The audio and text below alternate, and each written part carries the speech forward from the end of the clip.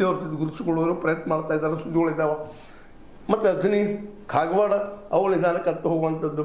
ಅಂದ್ರೆ ನ್ಯೂಟ್ರಲ್ ಇದ್ಕೊಂಡು ತಮಗೆ ಬೇಕಾಗುವಂತಹ ಅಧ್ಯಕ್ಷರನ್ನ ನಿರ್ಮಾಣ ಮಾಡಿಕೊಳ್ಳುವಂಥ ಒಂದು ಹೊಸ ಒಂದು ಏನಪ್ಪ ಸಂಘಟನೆ, ಹೊಸ ಒಂದು ವಾತಾವರಣ ಕ್ರಿಯೇಟ್ ಆಗ್ಯದ. ಇದರಿಂದಾಗಿ ಯಾರು ಗೆದ್ದರೂ ಆಯಿತು ಸೋತರೂ ಆಯಿತು, ಒಂದು ಒಳ್ಳೆಯದೇನಪ್ಪ ಅಂದ್ರೆ ಬೆಳಗಾವಿ ಜಿಲ್ಲೆಯಲ್ಲಿ ಹೊಂದಾಣಿಕೆ ರಾಜಕಾರಣ ಇನ್ನು ಮುಂದಿನಲ್ಲಿ ಆಗ್ತದೋ ಇಲ್ಲೋ ಅನ್ನುವಂಥ ಮಾತಾಡಿದ್ದು. ಅದನ್ನು ನಾವು ಕ್ಲಿಯರ್ ಮಾಡಿದ್ವಿ ಕತ್ತಿಯವ್ರ ಜೊತೆಗೆ. ಇಲ್ಲ ನಾವು ಚುನಾವಣೆಯ ಮೇಲೆ ಅನ್ನುವಂಥ ಮಾತಾಡಿದರು. ಅದು ಸ್ಪಷ್ಟೀಕರಣ ಕೊಟ್ಟರು. ಇನ್ನು ಎ ಬಿ ಪಾಟೀಲ್ ಆಗಿರ್ಬೋದು, ಮತ್ತವರು ಆಗಿರ್ಬೋದು, ಅವರು ಸಹ ಅವ್ರಿಗೂ ಅನಿಸಿದೆ ಕಾಂಪ್ರಮೈಸ್ ರಾಜಕೀಯದಿಂದ ಫಾಸ್ಟ್ ಏನಪ್ಪ ಅಂದ್ರೆ ಲಾಸು ಆಗ್ತದೆ, ಕೆಲವೊಂದು ಪ್ರಾಫಿಟ್ಟು ಆಗ್ತದೆ.